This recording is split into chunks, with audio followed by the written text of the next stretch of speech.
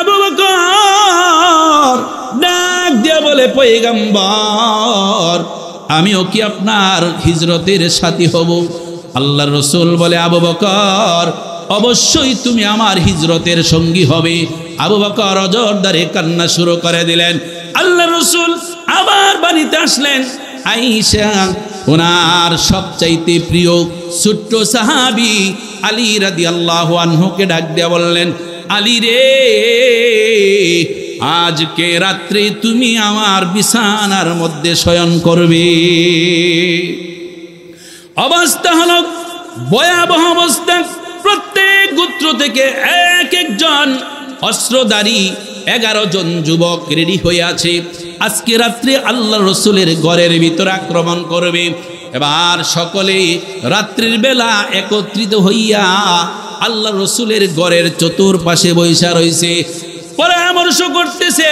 আবু জাহেল ইসলামকে নিয়ে ঠাট্টা করতেছে আর এমন ভাবে বলতেছে, ওই শুনো, মুহাম্মদ বলেছে যদি ইসলাম গ্রহণ করো, কালেমা পড়ো, তাহলে জান্নাতের মধ্যে উদ্যান দিবে, আর যদি কালেমা ছাড়া মারা যাও তাহলে জাহান্নাম দিবে।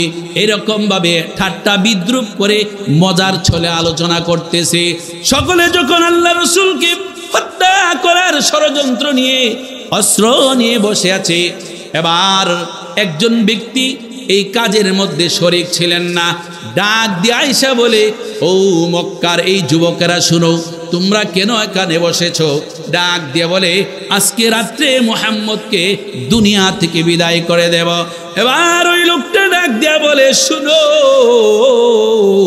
তোমরা তো জানো না আল্লাহর রাসূল মুহাম্মাদুর রাসূলুল্লাহ সাল্লাল্লাহু আলাইহি ওয়াসাল্লাম এই রাস্তা দিয়ে তোমাদের সামনে দিয়ে সুন্দর করে চলে গেছে। আমার ভাইরা, সমস্ত যুবকেরা অস্ত্র নিয়ে রেডি, মুহাম্মদ সাল্লাল্লাহু আলাইহি সাল্লামকে হত্যা করবে। আল্লাহ রাব্বুল আলামিন বলেন, ওয়াজআলনা মিন বাইনি আইদিহিম সাদ্দান ওয়া মিন খালফিহিম সাদ্দান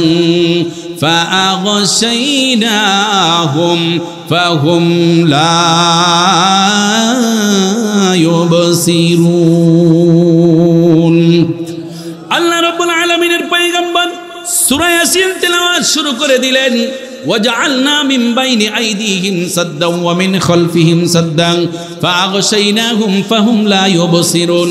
এই আয়াতটা কয়েকবার তেলাওয়াত করে ওই জায়গা থেকে কিছু কঙ্কর সহ দুলাবালি সহ আল্লাহর রাসূল হাতে নিলেন, নিয়ে এমন ভাবে তাদের উপরে মারলেন। এই আয়াত পড়ে সকলের মাথার উপরে ময়লা কঙ্কর পড়েছে। ওই ব্যক্তি যখন বললেন আল্লাহর রাসূল মুহাম্মদ এই রাস্তা দিয়ে এখন ঘর থেকে বের হয়ে চলে গেছে, সকলে মাথার মধ্যে হাত দিলেন। হাত দিয়া দেখে তাদের মাথার মধ্যে কঙ্কর ধুলাবালি লেগে আছে। এবার সকলে দরজার ফাঁক দিয়ে, বেড়ার ফাঁক দিয়ে উস্কি মেরে ফুসকি দিয়ে দেখলেন বিছানার মধ্যে একজন শোয়া।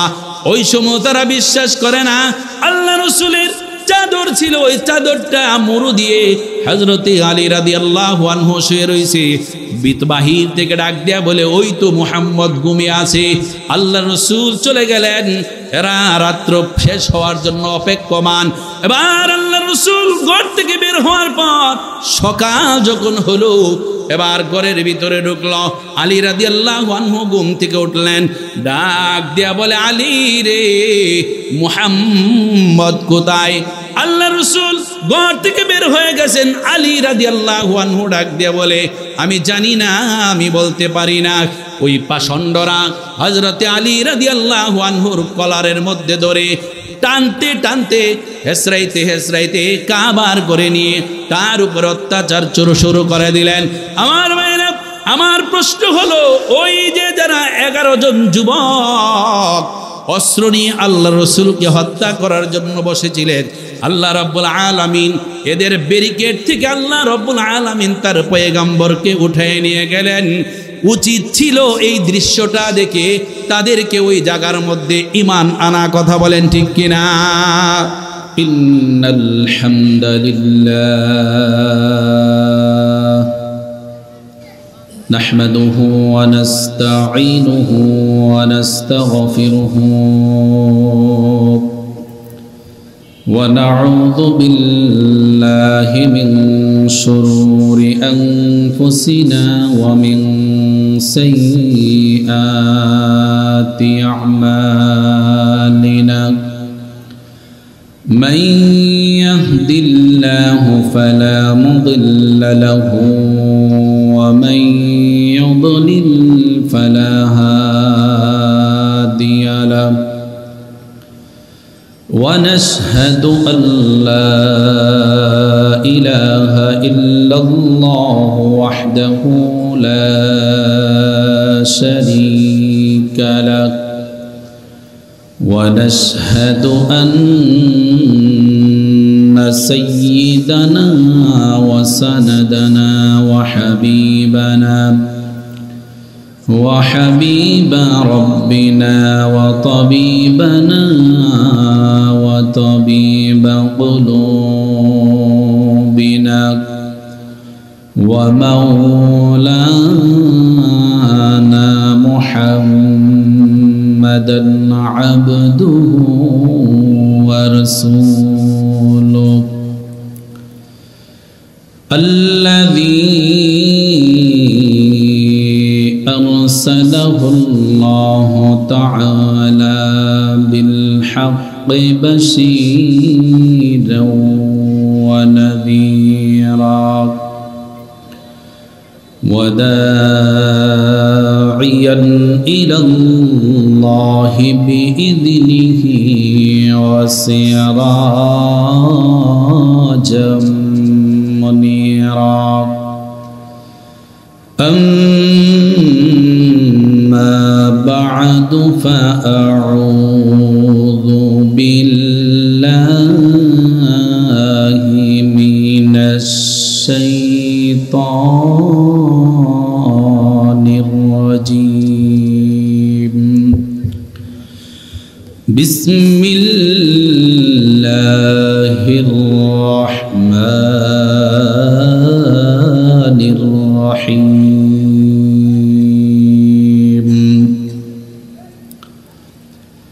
وإذ يمكر بك الذين كفروا ليثبتوك أو يقتلوك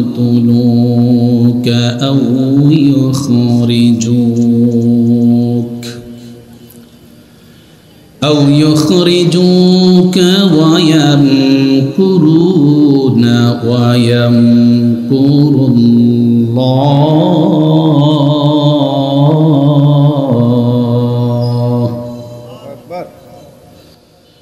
والله خير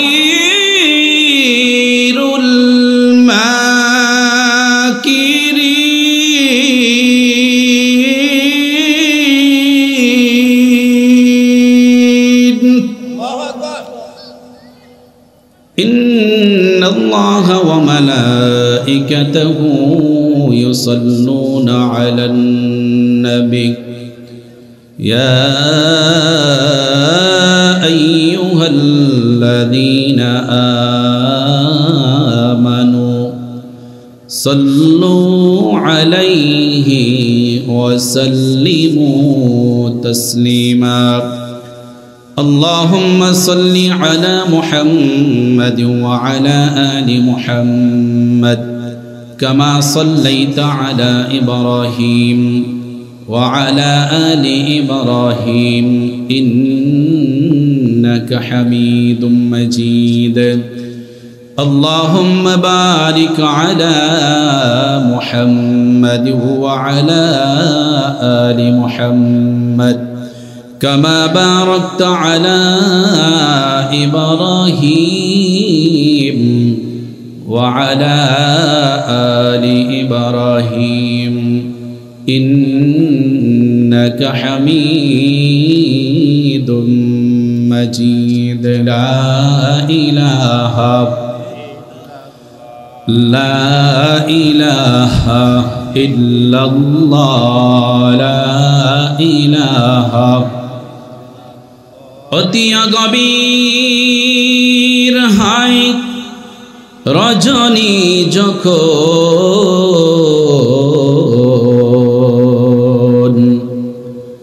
নীরবে প্রভুর নাম জপিও তখন প্রভুর করুণা যদি পাইবার চাও প্রভুর করুণা যদি পাইবার চাও গভীর রাতে উঠে প্রভুর গুণগান গাও লা ইলাহা ইল্লাল্লাহ লা ইলাহা ইল্লাল্লাহ লা ইলাহা লা ইলাহা ইল্লাল্লাহ মুহাম্মাদুর রাসূলুল্লাহ সাল্লাল্লাহু আলাইহি ওয়াসাল্লাম 6 দিন পরে খসে যাবে 9 দিন পরে চুল কবর গাহের সামান নিতে কইর না কেউ ভুল 6 দিন পরে খসে যাবে 9 দিন পরে চুল কবর গাহের সামান নিতে কইর না কেউ ভুল কবর জায়গা ভালো নয় কবর জায়গা ভালো নয় কবর জায়গা ভালো নয় আমল দিয়ে কবর গৃহ সাজিয়ে নিতে হয় কবর জায়গা ভালো নয় আমল দিয়ে কবর গৃহ সাজিয়ে নিতে হয় 17 দিন পেট ফেটে শেষ পুকার খাদ্য হবে 60 দিন পরে গোশ থাকবে না কঙ্কাল পড়ে রবে 90 দিনে হাড়গুলি সব 90 দিনে হাড়গুলি সব আলাদা হয়ে রয় কবর জায়গা ভালো নয় কবর জায়গা ভালো নয় কবর জায়গা ভালো নয় আমল দিয়ে কবর গৃহ সাজিয়ে নিতে হয় আলহামদুলিল্লাহ উত্তর গজারিয়া ইসলামী যুব কল্যাণ পরিষদের উদ্যোগে নবম বার্ষিক তাফসিরুল কোরআন মাহফিলের সম্মানিত আলহাজ মোহাম্মদ আজিবুর রহমান সাহেব সহসভাপতি কালিয়াকৈর উপজেলা বিএনপি প্রধান অতিথি জনাব হুমায়ুন কবির খান সাহেব সাধারণ সম্পাদক বাংলাদেশ সড়ক পরিবহন শ্রমিক ফেডারেশন কেন্দ্রীয় কমিটি ও সহশ্রম বিষয়ক সম্পাদক জাতীয় নির্বাহী কমিটি বিএনপি আজকের মাহফিলের প্রধান তাফসির কারক সারা বাংলার আলোড়ন সৃষ্টিকারী 99টি দেশেরও অধিক দেশ ভ্রমণকারী বাংলার তারেক জামিল খ্যাত আল্লামা হজরত মুফতি নজরুল ইসলাম কাসিমি দামাত বারাকাতুহুমুল আলিয়া আল্লাহ রাব্বুল আলামিন হজরতকে হায়াতের মধ্যে বরকত দান করেন সকলে বলে আমিন আলোচনা করেছেন আলহাজ হজরত মাওলানা মতিউর রহমান সাহেব মুহতামিম ছোট কাঞ্চনপুর দাওয়াতুল হক ইসলামিয়া হাফিজিয়া মাদ্রাসা ইমাম ও খতিব বুটগড় বাজার কেন্দ্রীয় জামে মসজিদ আলোচনা করেছেন মাওলানা মুফতি নাজির হোসেন এবং মঞ্চে উপবিষ্ট আছেন অত্র অঞ্চলের অত্র গ্রাম এলাকার যোগ্য বুজুর্গ উলামায়ে কেরাম আমার সামনে উপবিষ্ট দিনদার ইমানদার আশিকিন জাকিরিন মুহিব্বিন দিন প্রিয় ইসলাম প্রিয় মুসলমান ভাইরা মহামণি রব্বুল ইজ্জতুল জালালের দরবারে শুকর ও সুজুদ যে আল্লাহ তাআলা আমাদেরকে এই সুন্দর আয়োজনে জুড়ে মিলে বসার কোরআন এবং হাদিসের আলোচনা শোনার আশার তৌফিক দিয়েছেন। আমরা সকলে আওয়াজ করে বলি আলহামদুলিল্লাহ। লক্ষ কোটি দরুদ ও সালাম মানবতার মুক্তির দূত, মানবতার মুক্তির দিশারি, নবীদের সর্দার, নবীকুলের সম্রাট, সৈয়দুল আম্বিয়া, রহমতে আলম, শফিউল মুযনিবিন মুহাম্মদ রাসূলুল্লাহ সাল্লাল্লাহু আলাইহি ওয়াসাল্লামের উপর। সময় সংকীর্ণ, আলহামদুলিল্লাহ যতক্ষণ সময় পাই চেষ্টা করব কথা বলার জন্য ইখলাসের সাথে।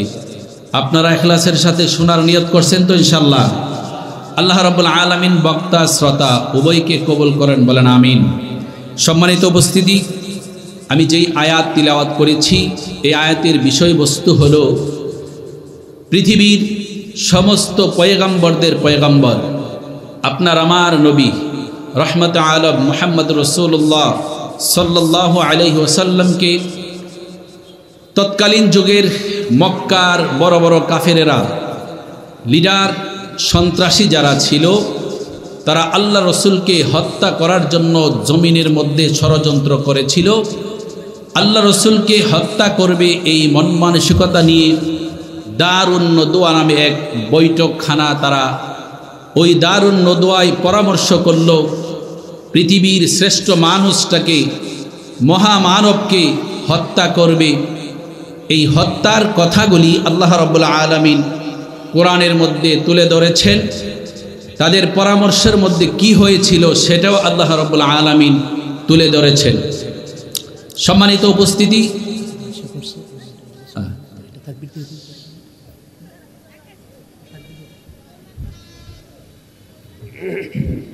নারে তাকবীর, আল্লাহু আকবার। প্রধান বক্তার আগমন, আল্লামা নজরুল ইসলাম কাসিমি সাহেবের আগমন, আল্লামা নজরুল ইসলাম কাসিমি সাহেবের আগমন, মাহফিল কমিটির পক্ষ থেকে নারে তাকবীর।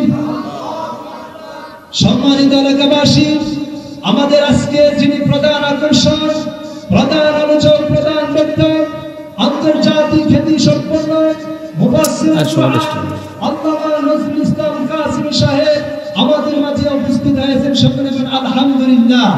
আমরা আর এদিক সেদিক ঘোরাফেরা না করে সবাইকে সবলের অনুরোধ করছি, তাড়াতাড়ি মাহফিলের ভিতরে আপনারা চলে আসুন। তো আল্লাহ রসুলকে হত্যা করার ষড়যন্ত্র করলেন কাফেরেরা। জমিন থেকে ষড়যন্ত্র হয়েছে, আর আরশে আজিম থেকে সেই ষড়যন্ত্রকে আল্লাহ রাব্বুল আলামিন কৌশল করে নস্যাৎ করে দিয়েছেন। আল্লাহর পয়গম্বরকে শুধু এইভাবে নয়, তাদের এই পরামর্শের আগেও আল্লাহ রসুলকে হত্যা করার চেষ্টা করেছে বিভিন্নভাবে। আমার ভাইরা, আল্লাহ রসুল সাল্লাল্লাহু আলাইহি ওয়াসাল্লামকে আবু জাহেল, আল্লাহ রসুল একদিন কাবার চত্বরে নামাজরত অবস্থায় ছিলেন। এমন সময় আবু জাহেল দেখল, আবু জাহেল সব সময় আল্লাহ রসুলকে হত্যা করার জন্য ওত পেতে থাকতো, সুযোগ সন্ধানী ছিল। আল্লাহ রসুল নামাজের মধ্যে রত, আল্লাহ রসুল নামাজে অবস্থান করতেছিলেন। এমন সময় আবু জাহেল দেখল আল্লাহর রসুলকে হত্যা করার এটাই সুবর্ণ সুযোগ। আবু জাহেলের মুখের কথা বলতেছি। আবু জাহেল একটা পাথর হাতে নিলেন, হাতে নিয়ে আল্লাহর রসুলকে হত্যা করার জন্য সামনের দিকে অগ্রসর হচ্ছিলেন। এমত অবস্থায় আল্লাহ রসুল নামাজের সেজদার মধ্যে অবস্থান করতেছিলেন। আবু জাহেল বলে, আমি পাথরটা হাতে নিয়ে সামনের দিকে অগ্রসর হইতে লাগলাম, এমনি দেখতে পেলাম আমার হাতের ভিতরে কাঁপন ধরে গেল। কাঁপন ধরেছে, শুধু তা নয়, কাঁপতে কাঁপতে আমার হাত থেকে পাথরটা অটোমেটিক পড়ে গেছে।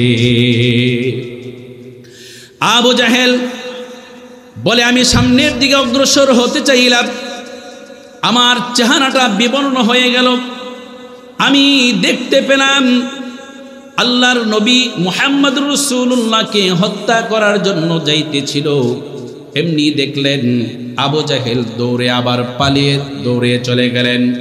আবু জাহেলকে তার সঙ্গীরা প্রশ্ন করে, ও আবু জাহেল, তুমি মক্কার বড় লিডার, তুমি এত শক্তিশালী লিডার, কিন্তু অনেক আশা করে দম্ভ ভরে মুহাম্মদকে হত্যা করার জন্য গিয়েছিলে, কেন তুমি আবার ফিরে আসলে? আবু জাহেল তার সঙ্গীদের কাছে বলে, আমি এই জন্য ফিরে এসেছি, আমি যখন মুহাম্মদকে পাথর মারব এমত অবস্থায় আমার সামনে দেখতে পেলাম এমন একটা উট হা করে আমার দিকে আসতেছিল, আমি এই উটের হা দেখে ভয় পেয়ে গেলাম, আর উট আমাকে খাবে এমন অবস্থা হয়ে গেল। আমি পুনরায় এই ভয়ে ফিরে এসেছি। তো আমার সাথীরা শোনো, এই উট আমি মক্কার জমিনে আর কখনো কোনোদিন দেখি নাই। হেফাজত করেছেন কে? আরেক দিনের ঘটনা, আল্লাহর রাসূল সাল্লাল্লাহু আলাইহি ওয়াসাল্লামের আপনজন সহ কেউ ওনার পক্ষে ছিল না। মুসলিম সাহাবায়ে কেরাম হওয়ার আগ পর্যন্ত এমন ভাবে আল্লাহর রাসূলকে হত্যা করতে চেয়েছিল। কেন হত্যা করতে চেয়েছিল? যতদিন পর্যন্ত আল্লাহর রাসূল তাদেরকে দ্বীনের দাওয়াত দেয় নাই, যতদিন পর্যন্ত হকের কথা বলে নাই, ততদিন পর্যন্ত আল্লাহর রাসূল তাদের কাছে ভালো ছিল। তারা আল্লাহর রাসূলকে আল আমিন নামে উপাধি দিয়েছে।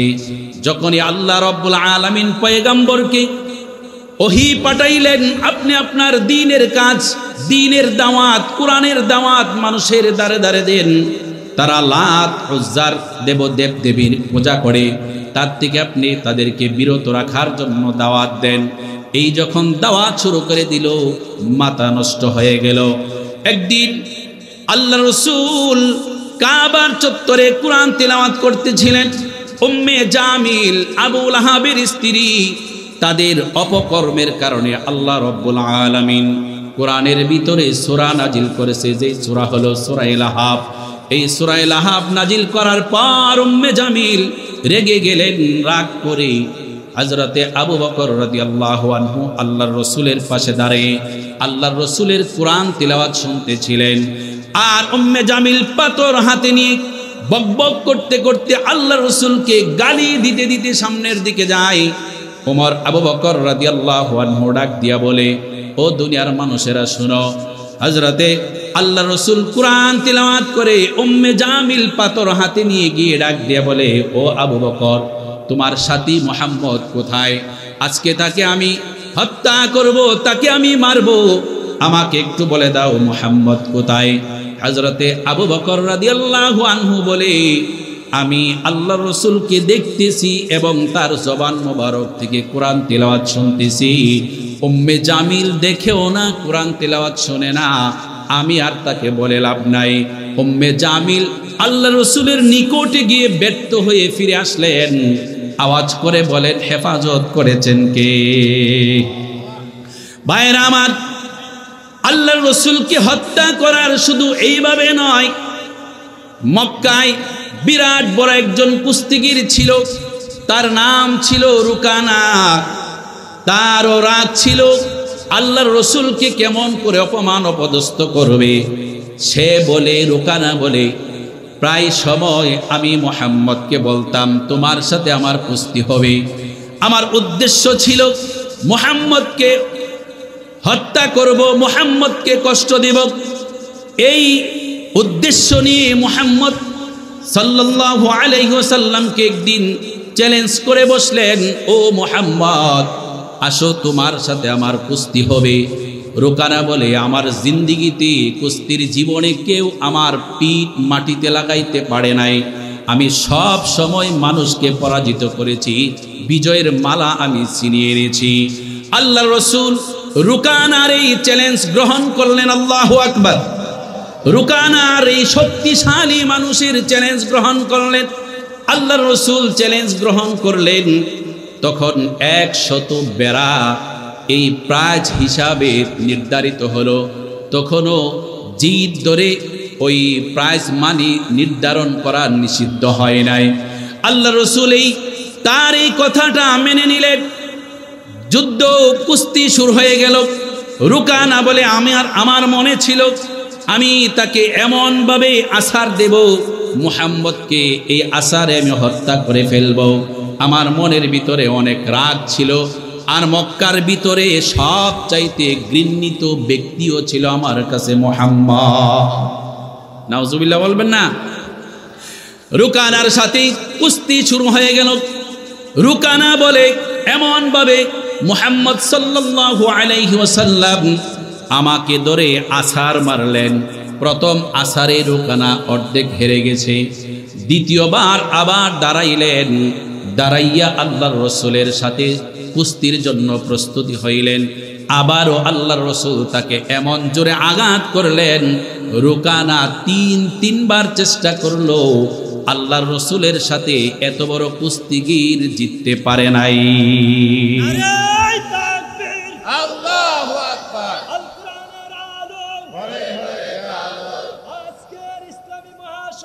সফল হোক, সফল হোক। আল্লাহু আকবার। ভাইরা আমার, 100 দুম্বা নির্ধারিত আল্লাহর রসুল কুস্তির মধ্যে জিতে গেলেন। কুস্তিতে জিতার চাইতে সবচাইতে বড় বিষয় হলো রুকানা উপলব্ধি করলেন যে মুহাম্মদ তো জমিনের শক্তিতে লড়ে নাই, মুহাম্মদ সাল্লাল্লাহু আলাইহি ওয়াসাল্লামের সাথে আরশে আজিমের শক্তি সাথে আছে। কথা বলেন ঠিক কিনা? ভাইরা আমার, 100 বেড়া আল্লাহর রসুল নেয় নাই, এই সবগুলি বেড়া রুকানাকে দিয়ে দিলেন। আর রুকানা আল্লাহর রসুলের হাতে হাত দিয়ে সাথে সাথে কালেমা পড়ে মুসলমান হয়ে গেলেন। ভাইরা আমার, আমি যে আয়াত তিলাওয়াত করেছি এই আয়াতের সারমর্ম আল্লাহ রাব্বুল আলামিন বলেন, وَإِذْ يَمْكُرُ بِكَ الَّذِينَ كَفَرُوا لِيُثْبِتُوكَ أَوْ يَقْتُلُوكَ أَوْ يُخْرِجُوكَ وَيَمْكُرُونَ وَيَمْكُرُ اللَّهُ وَاللَّهُ خَيْرُ মাকিরিন।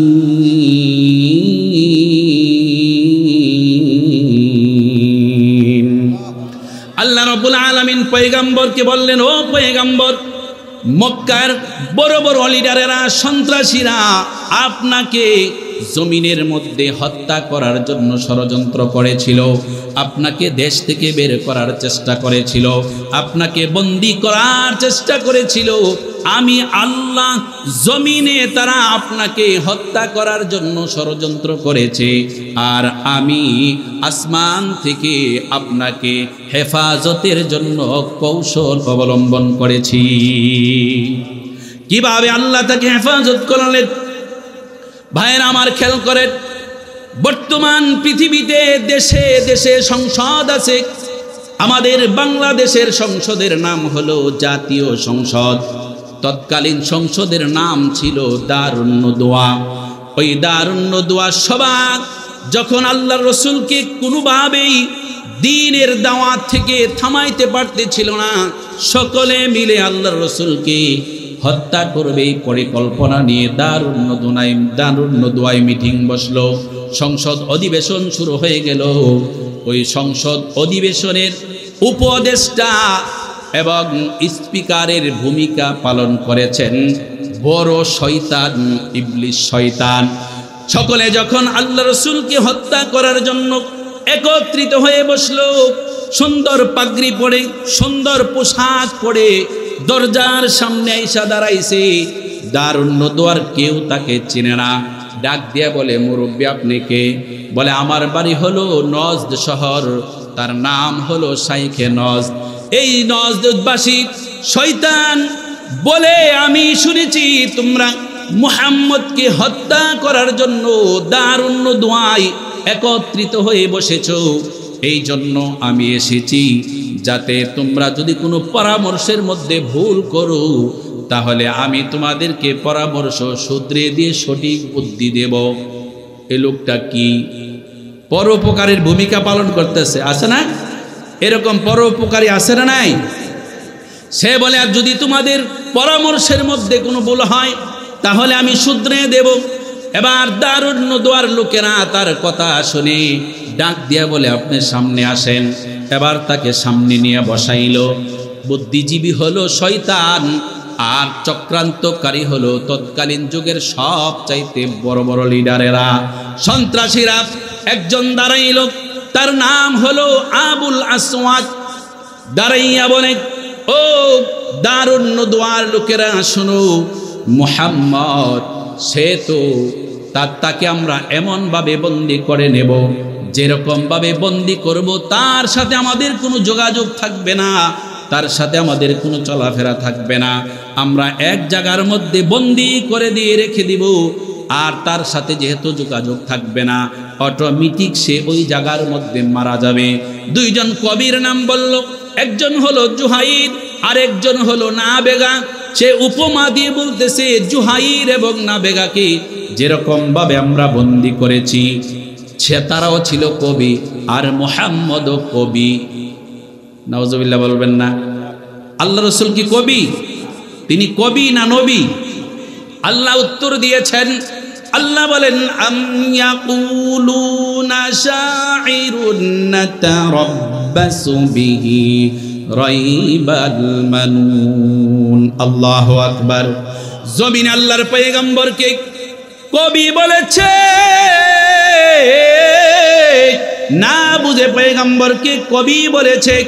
আল্লাহ রাব্বুল আলামিন সহ্য করেন নাই পয়গম্বরের এই কবি বলার কারণে আমার আল্লাহ কোরআনের মধ্যে আয়াত নাজিল করে দিয়েছেন। আল্লাহ বলেন, আম ইয়াকুলুনা শাইরুন নাতারাব্বাসু বিহি রাইবাল মানুন। আল্লাহ রাব্বুল আলামিন বলেন, তারা কি বলতে চায় তিনি কবি? না না, তিনি কবি না। শুধু এখানে নয়, ওমর রাদিয়াল্লাহু আনহু মুসলমান হওয়ার আগের কোনো এক কাজে তিনি ঘর থেকে বাহির হয়ে রাত্র বাহিরে কাটাইলেন। আল্লাহর রাসূল সাল্লাল্লাহু আলাইহি ওয়াসাল্লাম কাবার ভিতরে নামাজরত অবস্থায় কোরআন তিলাওয়াত করতেছে। ওমর রাদিয়াল্লাহু আনহু তখনও মুসলমান হয় নাই, কিন্তু আল্লাহর রাসূলের এত সুন্দর সুমধুর কণ্ঠের তেলাওয়াত তার হৃদয়ের মধ্যে আকর্ষণ করতেছে, আঘাত করতেছে। ওমর রাদিয়াল্লাহু আনহু মনে মনে ভাবতেছে, মক্কার মানুষেরা যে বলে মুহাম্মদ কবি, এই কথা উপলব্ধি হওয়ার সাথে সাথে আল্লাহ রাব্বুল আলামিনের পয়গম্বর জবান থেকে বললেন, ইন্নাকা মা ইয়ানতিকু আনিল হাওয়া।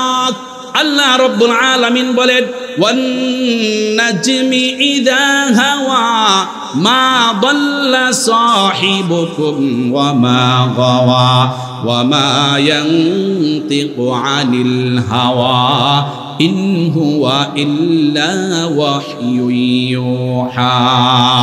আল্লাহ রাব্বুল আলামিন বলেন, আমার আসমানের তারকার কসম, ও দুনিয়ার মানুষেরা শুনো, মুহাম্মদ নিজে থেকে বানাইয়া কোনো কথা বলে না, যা বলে সেগুলি হলো ওহী।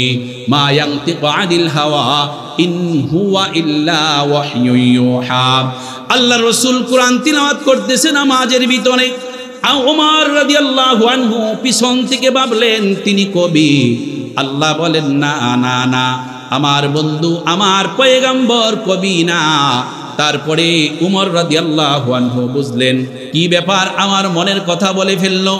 এই মনের কথা বললেন, আর উমর রাদিয়াল্লাহু আনহু মনে মনে আরেকটা ধারণা করলেন। সেই ধারণাটা হলো, তিনি বলেন যে সে তো কবি না, আমার মনের কথা বলে বোঝা গেল সে গণক। আল্লাহ রাব্বুল আলামিন বলেন, না না, সে গণক না। আল্লাহ রাব্বুল আলামিন তার উত্তর দিলেন, অতএব ওমর রাদিয়াল্লাহু আনহু বলে, আমার তখনই 50% ঈমান আমার ভিতরে ঢুকে গেছে।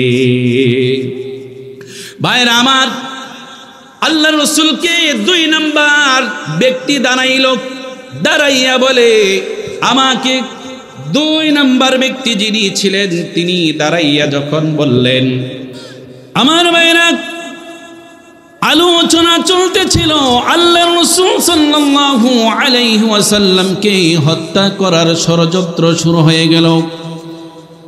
দারুন নদওয়া সভা কক্ষ থেকে পয়গম্বরকে হত্যা করবে। মক্কার তৎকালীন সবচাইতে বড় বড় লিডার যারা ছিল তারা আল্লাহর রাসূলকে হত্যা করবে। একজন দাঁড়াইয়া বলল, তার নাম হলো আবুল আসওয়াদ।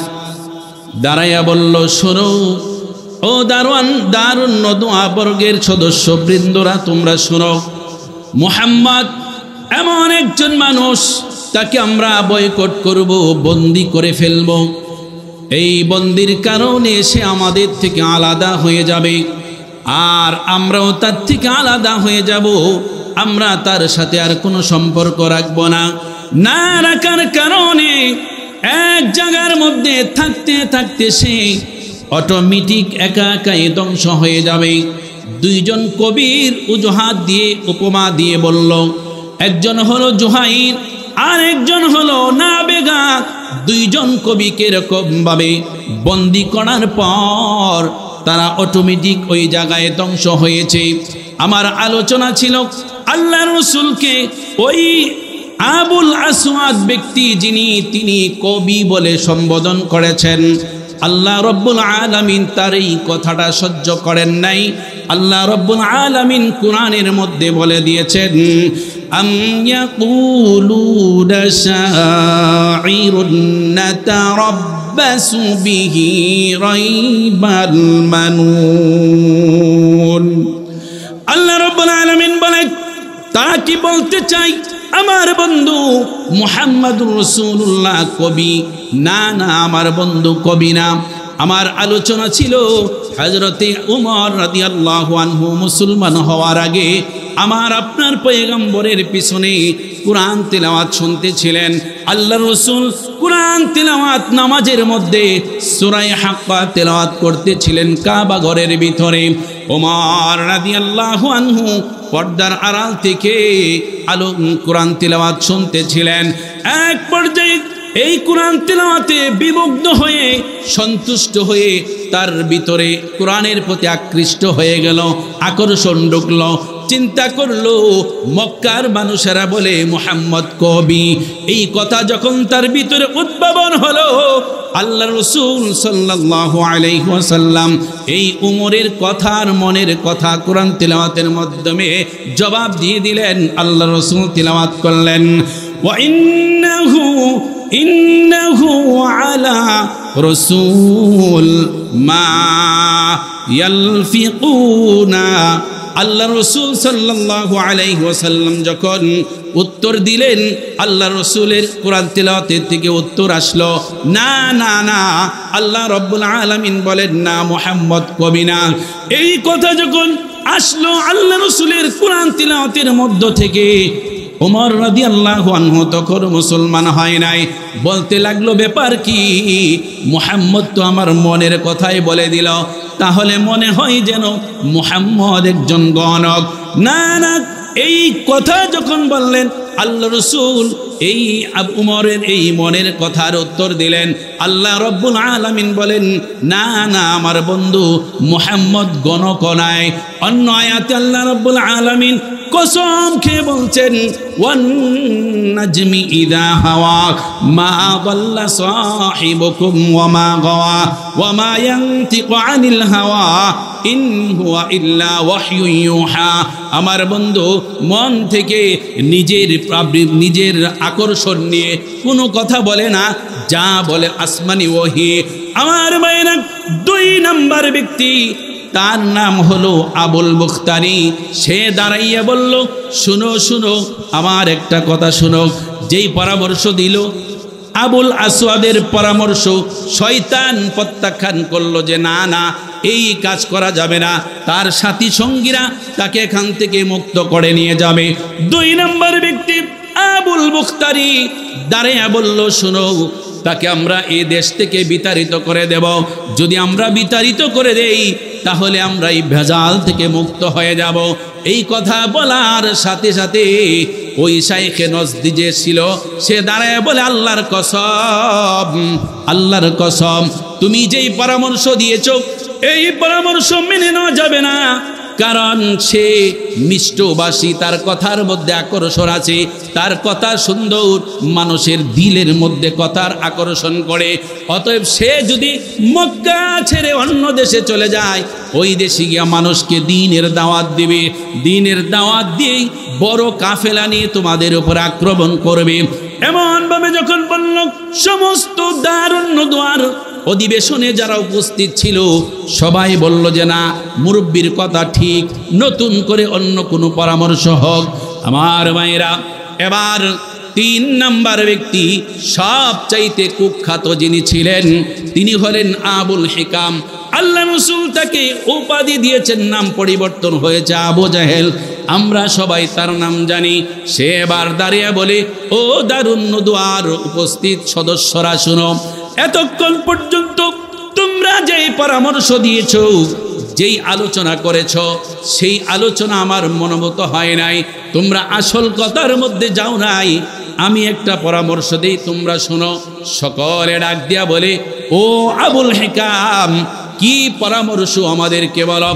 দাঁড়াইয়া বলে, শোনো, 1 নাম্বার আমার পরামর্শ হলো, মুহাম্মদকে যদি, ওই ব্যক্তিকে যদি তোমরা একটা অবস্থানে নিতে চাও, তাহলে যত মক্কার যত গোত্র আছে সমস্ত গোত্র থেকে সকলে মিলে একত্রিত হয়ে একজন গোত্র থেকে একজন নওজোয়ান সুঠাম দেহের অধিকারী, অস্ত্রে শস্ত্রে সজ্জিত এরকম ব্যক্তি আসবে, প্রত্যেক গোত্র থেকে এসে মুহাম্মদকে হত্যা করবে।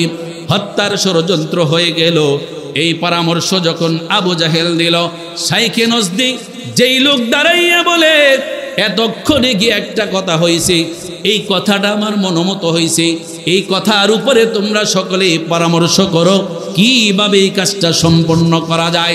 সারাদিন এই পরামর্শ হওয়ার পর আল্লাহ রাসূল সাল্লাল্লাহু আলাইহি ওয়াসাল্লামের কাছে জিবরাইল আসলেন। জিবরাইল আইসা পয়গম্বরের কাছে জমিনের মধ্যে যা ষড়যন্ত্র হয়েছে আসমানি ফয়সালা নিয়ে আইসা আল্লাহর পয়গম্বরকে বললেন, ওগো পয়গম্বর, আজকে রাত্রে আপনি আপনার বিছানার মধ্যে শুইবেন না, আপনাকে হিজরত করতে হবে। আর মক্কার কাফেরেরা দারুন নদওয়ায় যেই সমস্ত ষড়যন্ত্র করেছে, সব ষড়যন্ত্রের সবগুলি আল্লাহর রাসূলকে জানিয়ে দিয়েছি। ভাইরা আমার, পরামর্শ হয়েছে জমিনে আল্লাহ রাব্বুল আলামিন আরশে আজিম থেকে ফয়সালা দিয়েছে, দুনিয়ার কেউ জানে না। আল্লাহর রাসূল নিশ্চিন্ত রয়েছে। আওয়াজ করে বলতে হবে, জমিনের ফয়সালার দাম বেশি না আরশে আজিমের ফয়সালার দাম বেশি? আমরা সব সময় জানতাম জমিন থেকে ফয়সালা হয়েছিল 2041 সাল পর্যন্ত আমাদের মেয়াদ। কথা বলেন না কেন? 2041 সাল পর্যন্ত মেয়াদ, কিন্তু আসমান থেকে ফয়সালা 2024-এর 5 আগস্ট।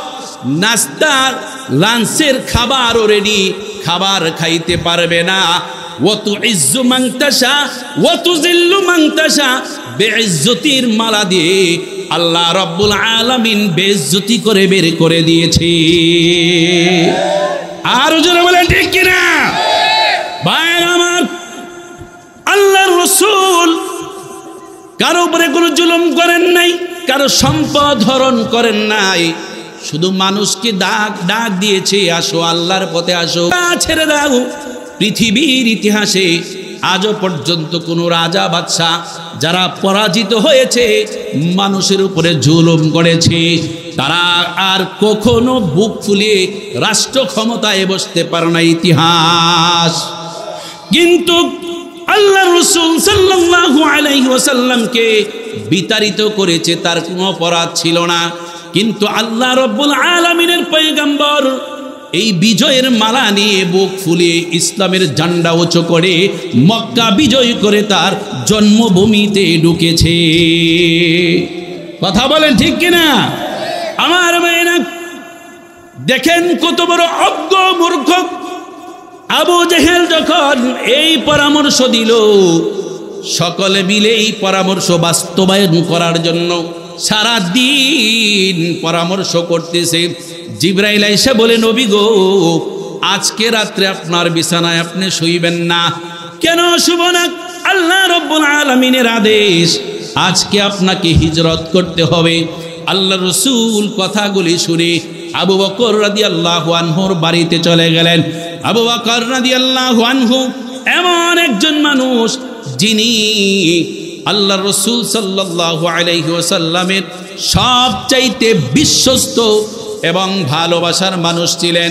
আবু বকর রাদিয়াল্লাহু আনহুর বাড়িতে গেলেন। বরদুপুর আবু বকর রাদিয়াল্লাহু আনহু টের পাইলেন আল্লাহ রসুল তার বাড়িতে আসতেছেন।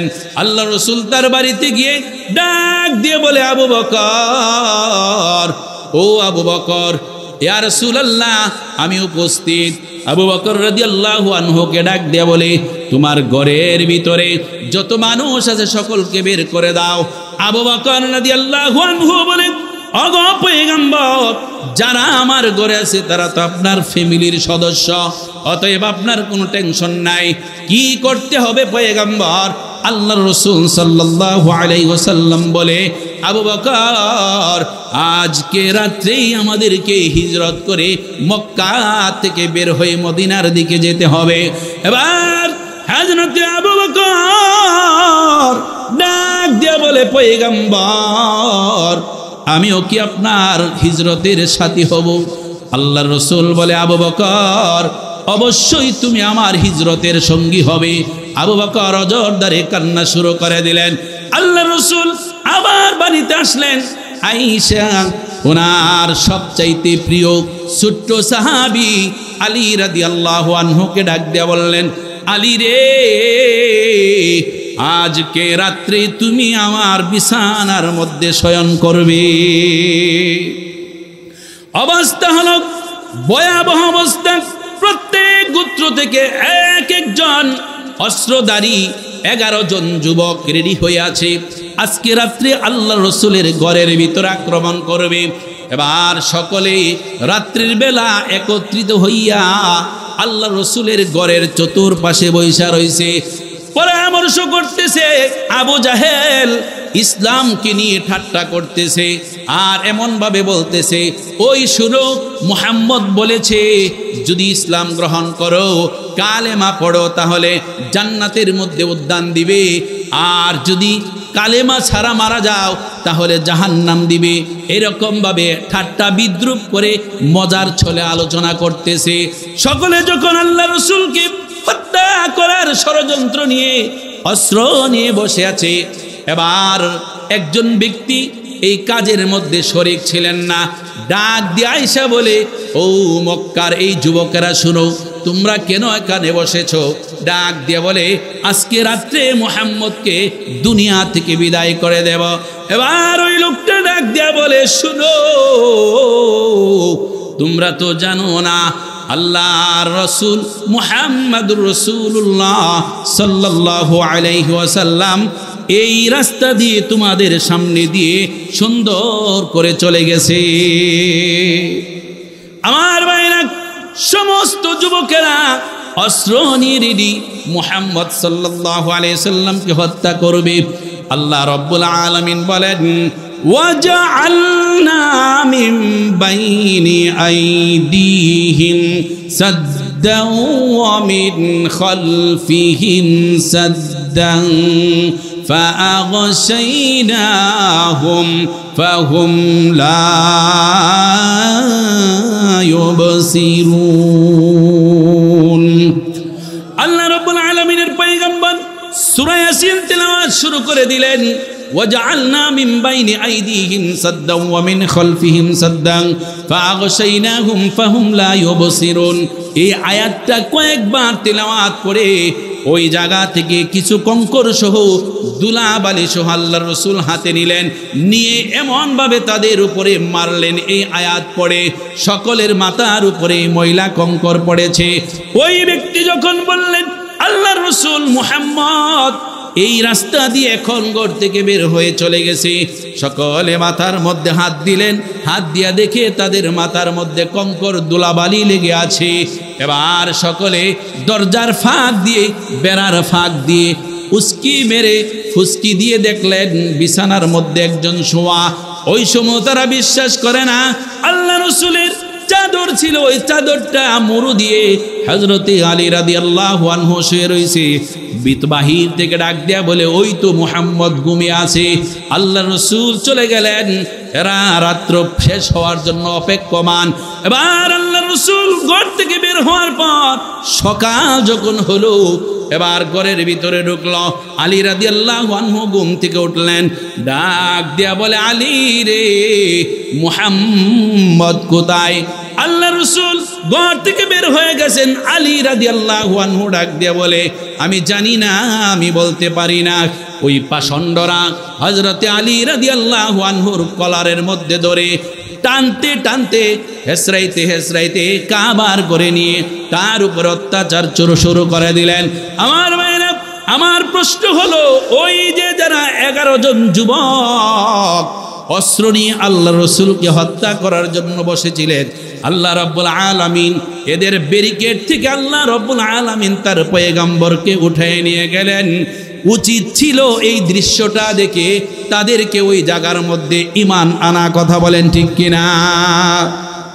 কিন্তু ঈমান আনে নাই, ঈমান আনে নাই। উল্টা তারা পাগল হয়ে গেল, মুহাম্মদ সাল্লাল্লাহু আলাইহি ওয়াসাল্লামকে কেমন ভাবে ধরা যায়। এই জন্য আল্লাহ রাব্বুল আলামিন বলেন, ওয়ালাকাদ যারা'না লিজাহান্নামা কাসীরাম মিনাল জিন লাহুম কুলুবুন লা ইয়াফকাহুনা বিহা ওয়া লাহুম আ'য়ুনুন লা ইউবসিরুনা বিহা ওয়ালাহুম আযানুন লা ইয়াসমাউনা বিহা উলাইকা কাল আনআম বাল হুম আদাল উলাইকা হুমুল গাফিলুন। আল্লাহ রাব্বুল আলামিন বলেন, আমি এই জমিনের মধ্যে কিছু জিন এবং মানুষকে বানাইছি, তারা দিল আছে, তাদের দিল আছে, কলব আছে, কলব দ্বারা উপলব্ধি করে না। তাদের কান আছে, কান দিয়ে শ্রবণ করে, সত্যটা তারা উপলব্ধি করে না। তাদের চোখ আছে, চোখ দিয়ে সত্যটা দেখেও সেটা উপলব্ধি করে না। এই সমস্ত মানুষ যারা, তাদেরকে আল্লাহ রাব্বুল আলামিন বলেন, আল্লাহ রাব্বুল আলামিন বলেন, এই সমস্ত মানুষগুলি উলাইকা কাল আনআম বাল হুম আদাল, তারা চতুষ্পদ জন্তুর মতো, তার চাইতে আরো বেশি পথভ্রষ্ট। উলাইকা হুমুল গাফিলুন, তারা হলো গাফেল। আবু জাহেলের নেতৃত্বে আল্লাহ রাসূল সাল্লাল্লাহু আলাইহি ওয়াসাল্লামকে যারা হত্যা করার জন্য ষড়যন্ত্র নিয়ে বসেছিল, আল্লাহ রাসূল তা আল্লাহ রাব্বুল আলামিন তাকে, তার পয়গম্বরকে হেফাজত করে নিয়ে গেলেন। তারা এই উপলব্ধি করে নাই যে যেই ব্যক্তিকে আমরা মৃত্যু ঘটাবো, মারবো, তাকে আমরা ধরতে পারলাম না, আল্লাহ রাব্বুল আলামিন তাকে হেফাজত করে নিয়ে গেছে। তারা এই উপলব্ধি করে নাই। আল্লাহ রাসূল সাল্লাল্লাহু আলাইহি ওয়াসাল্লাম সুন্দরভাবে এখান থেকে পার হয়ে গেলেন। আমার ভাইরা, আবু বকর রাদিয়াল্লাহু আনহুর বাড়িতে গেলেন, গিয়ে আল্লাহ রাসূল হযরতে আবু বকরকে নিয়ে মক্কার দিকে রওনা হইলেন। মক্কার দিকে রওনা হইলেন, যাইতে যাইতে ওই সৌর গুহা, যেই গুহার মধ্যে আল্লাহ রাসূল 3 দিন পর্যন্ত 3 রাত ওই জায়গায় অবস্থান করলেন। যেই গুহা অনেক উঁচু গুহা, যেই গুহার ভিতরে আল্লাহর রাসূল সাল্লাল্লাহু আলাইহি ওয়াসাল্লাম হযরতে আবু বকরের সাথে গেলেন। আবু বকর রাদিয়াল্লাহু আনহু ডাক দিয়ে বলে, পয়গম্বর একটু অপেক্ষা করেন, আমি ওই গুহার ভিতরে দেখি গো কোনো কিছু আসেনি, কোনো শত্রু আগে থেকে গুহার ভিতরে লোকে আসেনি। হযরতে আবু বকর আল্লাহর রাসূলকে রেখে দিয়ে গুহার ভিতরে ঢুকলেন। গুহার ভিতরে ঢুকে গুহাটাকে পরিষ্কার করলেন, সুন্দর করে গুহা পরিষ্কার করে গুহার এক পাশে কতগুলি ছিদ্র ছিল, আল্লাহর রাসূলকে গুহার বাহিরে দাঁড় করে দিয়ে হযরত আবু বকর নিজের কাপড় দিয়ে এই গুহার ছিদ্রগুলি বন্ধ করলেন। গুহার ছিদ্রগুলি বন্ধ করতে করতে দুইটা ছিদ্র, গুহার ভিতরে দুইটা ছিদ্র ঢাকতে পারে নাই। এই দুইটা ছিদ্রকে আবু বকর রাদিয়াল্লাহু আনহু তার পা দিয়ে দুইটা ছিদ্রকে বন্ধ করলেন। আল্লাহর রাসূলকে ডাক দিলেন, ওগো পয়গম্বর আপনি ভিতরে আসেন। আল্লাহর রাসূল গুহার ভিতরে গেলেন। গুহার ভিতরে গিয়ে আল্লাহর রাসূল হযরত আবু বকরের রানের মধ্যে মাথাটা দিয়ে ক্লান্ত শরীর ঘুমিয়ে গেলেন। এবার আবু বকর রাদিয়াল্লাহু আনহু যেই গুহার মধ্যে দুইটা পা দিয়ে রাখলেন, একটা গুহার ভিতর থেকে, একটা গর্তের ভিতর থেকে হযরত আবু বকরকে কিসে যেন একটা সবল মারল। বিষধর প্রাণী অথবা সাপ অথবা বিচ্ছু তার পায়ের মধ্যে কামড় দিয়েছে। বিষে হযরত আবু বকর একদম অস্থির হয়ে গেছে, কিন্তু আল্লাহ রসুলের মহাব্বতে, আল্লাহ রসুলের ভালোবাসায় একটা বারের জন্য পয়গম্বরকে ডাক দেয় নাই। হযরত আবু বকর বিষের তাড়না সহ্য করতে না পেরে অটোমেটিক তার অজান্তে চোখ থেকে পানিগুলি বের হয়ে গেল। আল্লাহ রসুল ওমর আবু বকরের রানের মধ্যে শুয়া, চোখ থেকে পানি বেবে হযরতে আল্লাহর রসুলের গালের মধ্যে পানি পড়ে গেছে। পানি পড়ার সাথে সাথে আল্লাহর রসুলের ঘুম ভেঙে গেছে। ডাক দেয়া বলে, আবু বকর কি হয়েছে, আপনি কেন কান্না করেন? আমার পয়গম্বর আবু বকরকে জিজ্ঞাসা করলেন। আবু বকর রাদিয়াল্লাহু আনহু ডাক দেয়া বলে, নবী গো, যে গুহার ভিতরে ঢুকেছি আমি দুইটা ছিদ্র আমার পা দিয়ে বন্ধ করেছি গো পয়গম্বর। একটা ছিদ্র থেকে আমার পায়ের মধ্যে কিছু যেন সুবল মেরেছে। ওই সুবলের বিষক্রিয়ায় আমার শরীরের মধ্যে আক্রান্ত করেছে। আল্লাহর রাসূল ডাক দিয়ে বলে, ও আবু বকর তোমার পা এদিকে নিয়ে আসো। আল্লাহর রাসূলের বরকতি মুখ থেকে বরকতি লালা বের করে আল্লাহর রাসূল হযরত আবু বকরের ক্ষত স্থানে লাগাইয়া দিলেন। লাগাইতে দেরি হইছে, আবু বকরের বিষক্রিয়া পানি হইতে দেরি হয় নাই। আরো জোরে বলেন সুবহানাল্লাহ। এই জন্য বলা হয় বিজ্ঞানীদের বিজ্ঞানী আমগো নবীজি, বিজ্ঞানীদের বিজ্ঞানী আমগো নবীজি। এমন একটা দয়াল নবী আর পাইবানি, এমন একটা দয়াল নবী আর পাইবানি। বিজ্ঞানীদের বিজ্ঞানী আমগো নবীজি। আবু বকর সিদ্দিকের সাপে কামড়াইল, আমগো নবীর লালা দিয়া ভালো হয়ে গেল, ঠিক কিনা?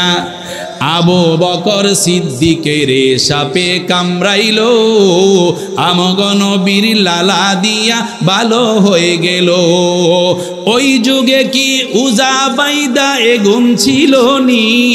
আরে ওই যুগে কি উজা বাইদা এগুন ছিল নি?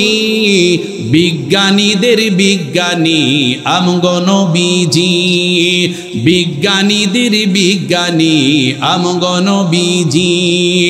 আমার মেয়েরা হযরত আবু বকরের বিষক্রিয়া পানি হয়ে গেল। এমন একজন পয়গম্বরের উম্মত হইলাম আমরা। হুজুর এতক্ষণ এই কথাগুলি বলেছে, আতিউল্লাহ ওয়া আতিউর রাসূল। আল্লাহর রাসূল বলে, আল্লাহ রাব্বুল আলামিন বলে আমার ইতাআত করো, আমার পয়গম্বরের ইতাআত করো। হুজুর বলতে চাইলেন, আল্লাহ গো আপনাকে তো দেখি নাই, কেমন ভাবে আপনার ইতাআত করব? আপনাকে, আপনার জাত তো আমাদের দ্বারা বলা সম্ভব না।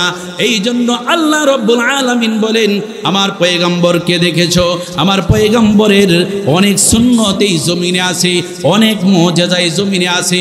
আল্লাহ রাসূলকে যদি ভালোবাসতে পারো গো, তাহলে আল্লাহর পয়গম্বর কিয়ামতের কঠিন ময়দানে মুসিবতের সময় আপনার আমার জন্য সুপারিশ করবে।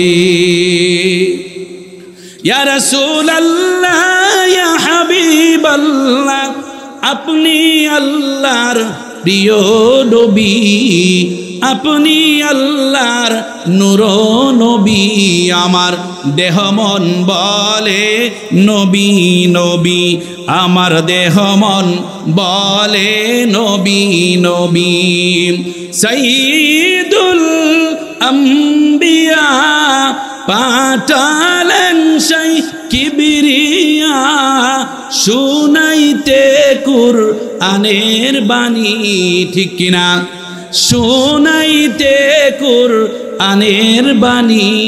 আমার দেহ মন বলে নবী নবী, আমার দেহ মন বলে নবী নবী। নবীর মহব্বত আমাদের দরকার আছে না নাই? নবীকে দেবে, ধর্মকে দিল দ্বারা ভালোবাসতে হবে। আমরা অনেকে বলে থাকি মুহাম্মদ মানুষ, আমরাও মানুষ। আসলে কি আমাদের মতো উনি মানুষ নাকি? কথা বলেন, আমাদের মতো, আমাদের যে খাসলত, এরকম মানুষ কি নবী? এই জন্য বলে গর্ব সুরত আদমি ইনসাবুদে, আহমদ বো জাহলো হাম এক সাবুদে। আদমিরা আদমিয়ত লাজমাস, উদরাগার বুনা বাসাদ হাই জামাত। শুরুতে যদি মানুষ হয় তাহলে সেটাকে মানুষ বলা যায় না। আবু জেহেল শুরুতে মানুষ, আপনার আমার পয়গম্বর শুরুতে মানুষ। আবু জাহেল হলো কাট্টা কাফের। আর আরে কবি বলেন মানুষের জন্য, ইনসানের জন্য ইনসানিয়ত প্রয়োজন। আদমিরা আদমিয়াত লাজিমাস, উদরাগার বুনা বাসাদ হাই জামাস। আমার মায়েরা, এই আল্লাহ রাসূল সাল্লাল্লাহু আলাইহি ওয়াসাল্লাম আমাদের মতো মানুষ, আকৃতিতে মানুষ, কিন্তু আমার হাতের দ্বারা গুনাহ আছে, আমার জবানে গুনাহ আছে, আমার পায়ের মধ্যে গুনাহ আছে, আমার সারা জীবনে গুনাহ আছে। আল্লাহ রসুলের সারা জীবনে ওনার পিছন এবং সামনের সমস্ত গুনাহ মাফ। এই জন্য আল্লাহ রসুলকে আমার আপনার মতো এরকম ধারণা করা যাবে না। কথা বলেন ঠিক কিনা?